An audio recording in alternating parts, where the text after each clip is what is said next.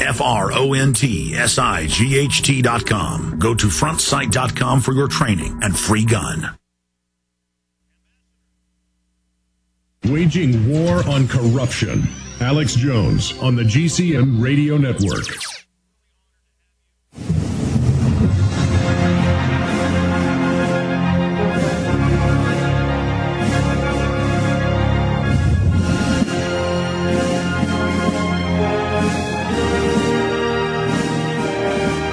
Well, he is a very, very busy man, and we're very honored to have him for the next 50 minutes or so.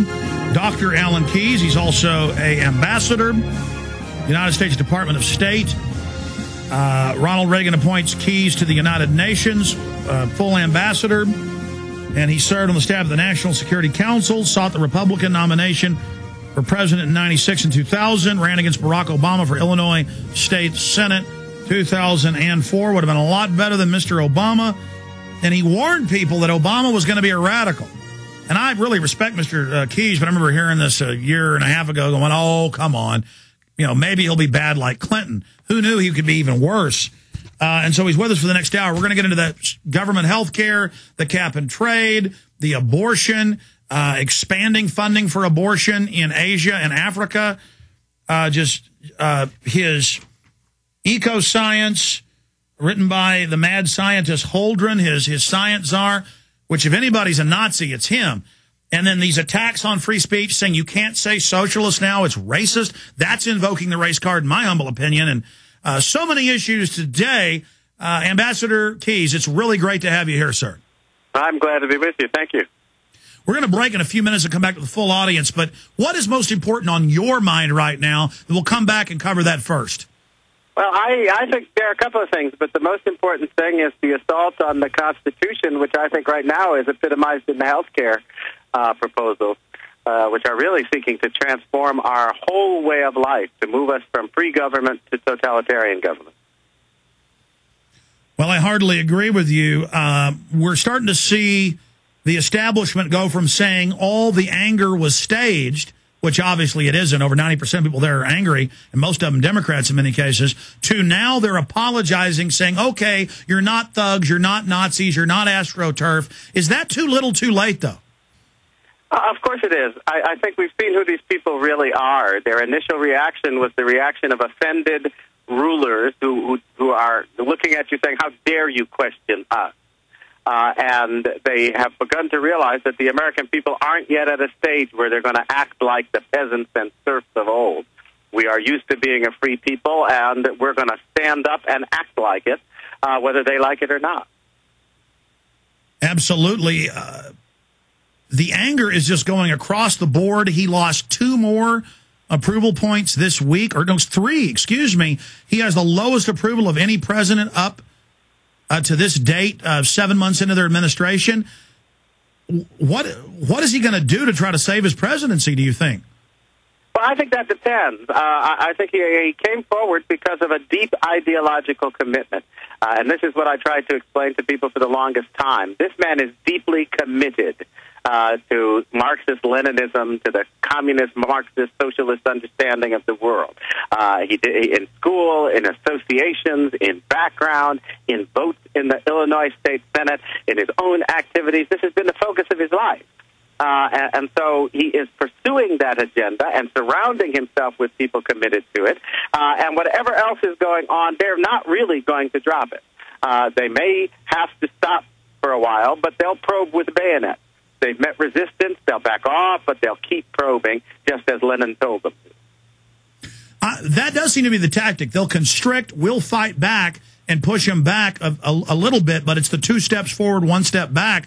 They are still going to continue to squeeze. In your educated opinion, working internationally and at the highest levels of the White House, when we come back after this break, how do we stop them then? How do we stop this incremental? Because we can get all fired up and say no, but then they always just come pushing back. I guess we've got to get on the offensive, and then we never back off. I mean, I guess if we're not on the offensive, we're on the defensive.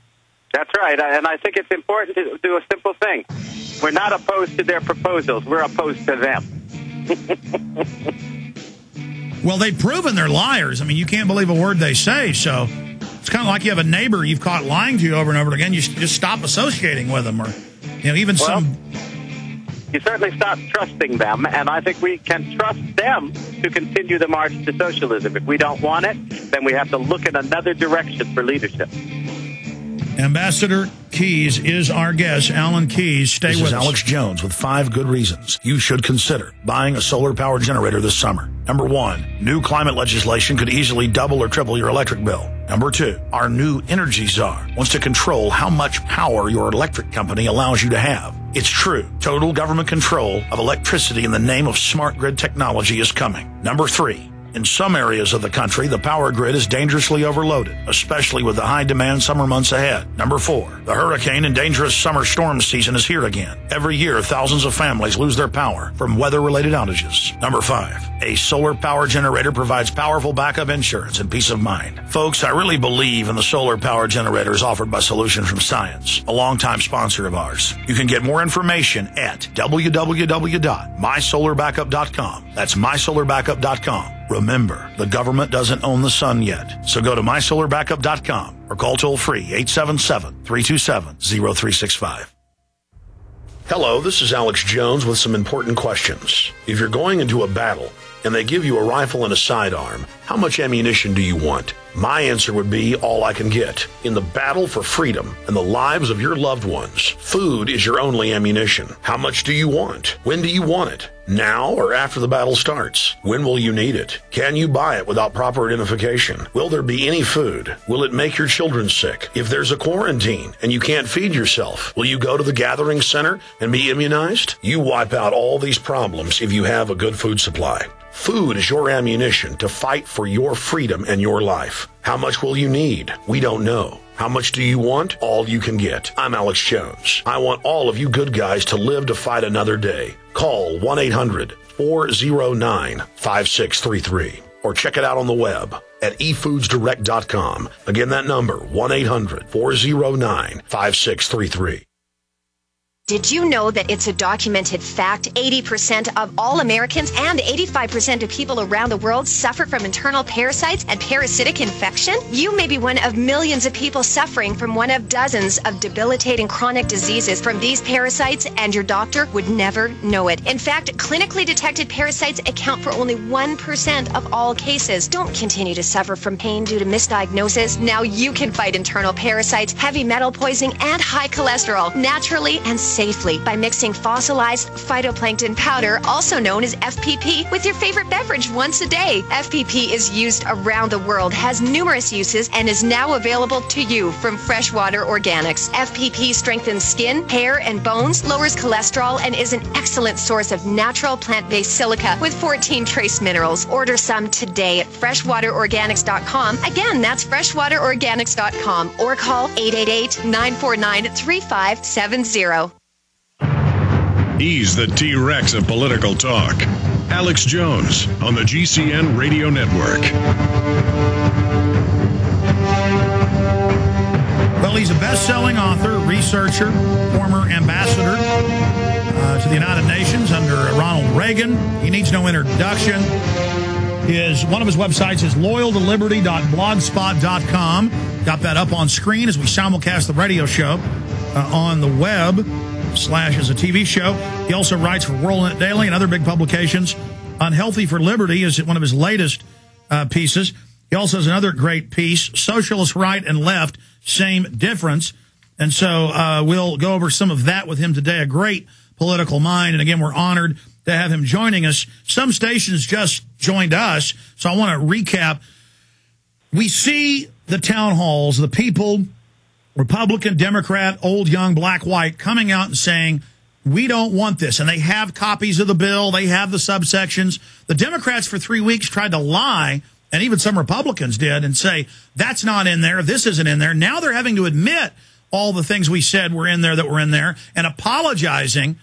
How do we ensure that this resistance continues? Because as you just said, they're going to continue to come back probing. You know, they put the pressure on, we resist, they back off. I mean, give us your battle plan of how to not just hold them off, but actually regain some ground, because you know, Ambassador, we've lost so much liberty. Well, I think that we have to be clear about what it is we're opposing, because I think that the president's overwhelming response to this health care